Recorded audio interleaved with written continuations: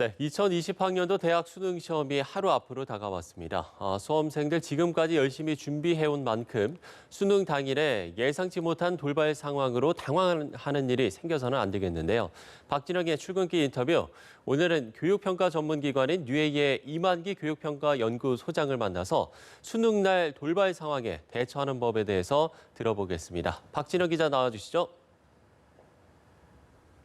네, 박진영의 출근길 인터뷰, 오늘은 이만기 소장과 함께 수능 당일날 있을 돌발 상황에 대해서 알아보도록 하겠습니다.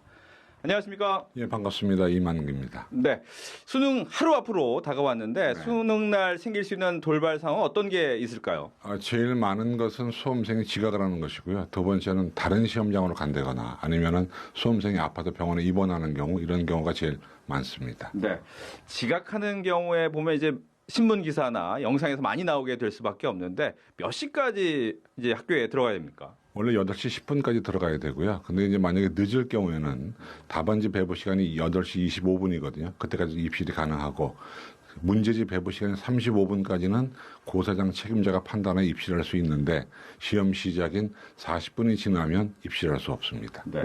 또 한 가지가 아까 보면 이 입실하기 전에 다른 학교로 가는 경우가 있지 않습니까? 이때는 어떻게 해야 됩니까? 원칙적으로는 원래 시험장으로 가야 됩니다. 그러나 이제 그럴 시간이 없을 경우에는 갔던 그 시험장에서 그냥 시험 보면 됩니다. 고사본부에 들어가서 잘못 찾아왔다고 얘기하면 다 조치를 취해주게 되어 있습니다. 단 시험지 유형이 그 안에 있어야 됩니다. 네. 본인의 뭐 지각이나 뭐 교통체증 때문에 막힌 경우 외에 2018학년도인가요? 네. 이 지진이 일어나서 이제 시간이 늦춰진 경우도 있었는데 이렇게 천재지변일 때는 어떻게 해야 될까요?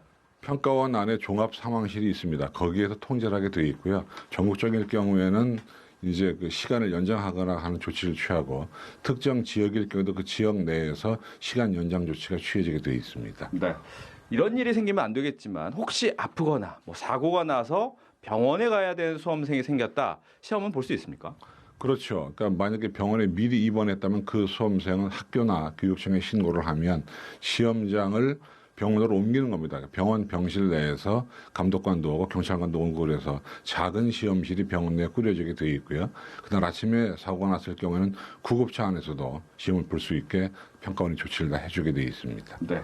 혹시 시험 보다가 아플 경우도 있지 않겠습니까? 이때는 어떻게 됩니까? 그렇습니다. 뭐 배가 아플 경우도 있겠죠. 그럴 경우에 이제 그 감독교사 인솔하에 보건실에 가서 똑같은 양상으로 시험 볼 수 있게 조치가 취해지기 때문에, 사실 이제 그날이 굉장히 중요한 날이니까 모든 조치는 수험생을 위해서 취해지게 되어 있습니다. 네. 또 한 가지 궁금한 점은 시험을 보다가 이 문제지와 관련된 돌발 상황도 생길 수 있다고요? 그럴 경우는 거의 없습니다. 네. 거의 없는데, 문제는 이제 잘못 나눠주는 경우에 시험 전일 경우에는 그냥 바로 교체해서 시험 보면 되는데, 시험 보다 발견했을 경우가 있죠. 예를 들면 홀수형을 풀어야 되는데 짝수형을 푼다거나, 그럴 경우에는 답안지에다가 홀짝형만 마크만 새로 하면 되는 것인데, 문제는 시험지가 통째로 바뀔 경우에는 교체를 요구하는데, 문제는 교체를 요구해도 추가 시간을 주지 않아요.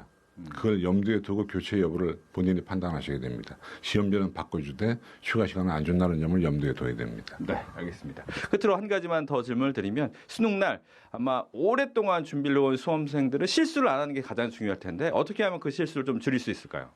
일단은 심적인 상태를 안정적으로 유지를 해야죠. 그러니까 자존감을 가지고, 또 너무나 불안하면 실수가 유발되기 때문에 불안해하지 말고, 또 어려우면 나만 어려운 게 아니라 모두가 어렵다는 생각을 가지고 담대하게 임하면 실수는 예방할 수 있습니다. 네, 오늘 바쁘신데 함께해 주셔서 고맙습니다.